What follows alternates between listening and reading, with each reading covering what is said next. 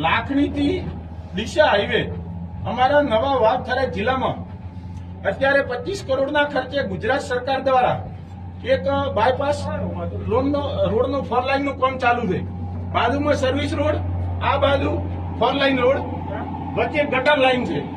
હવે તમે વિચાર કરો કે હજુ ગટર લાઈનનું કામ ચાલુ છે. અમે અંદર આરે ગટર લાઈનમાં ઉતરીને ચકાસણી કરવા છો.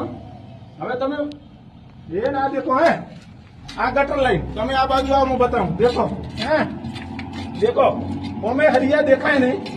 દેખો દેખો આ એના ગટર લાઈન છે, આ ગટર લાઈન. હવે તમે વિચાર કરો કે આ ગટર લાઈન કેટલા દિવસ અહીંયાથી આ ટકશે. ગામના આગેવાનો, ગામના જવાબદાર વ્યક્તિઓ કોઈ આના વિશે બોલવા તૈયાર નથી. કેમ કે કોન્ટ્રાક્ટર એમને જેઠ થાય છે ને એમને લાશ કાઢવી પડે છે.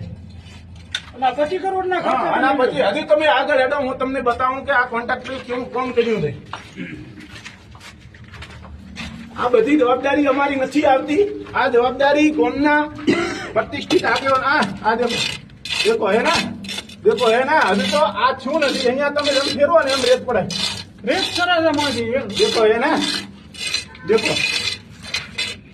એટલે મારી ગામના જાગૃત નાગરિક તરીકે અપીલ છે કે ગામના દરેક લોકો આમાં ભેદભાવની નીતિ છોડી ભાજપ, કોંગ્રેસ કે કોઈ પણ, અને ગામમાં સારું કામ થાય એના માટે અમારી રજૂઆત છે. કોન્ટ્રાક્ટર જ્યાં સુધી આ કામ અમે બંધ કરાવવા માંગીએ છીએ અને જ્યાં સુધી એસ્ટિમેટ પ્લાન નહીં આપે ત્યાં સુધી અમે કામ ચાલુ કરવા દઈશું નહીં. આવી અમારી તમામ બધા અમે સાથે મળી અને અમે રજૂઆત કરાતા. ગામના સરપંચશ્રી, ગામના ડેપ્યુટી સરપંચ, ગામના સભ્યો અને જે આગેવાનો રહી એ આના વિશે ધ્યાન દોરે.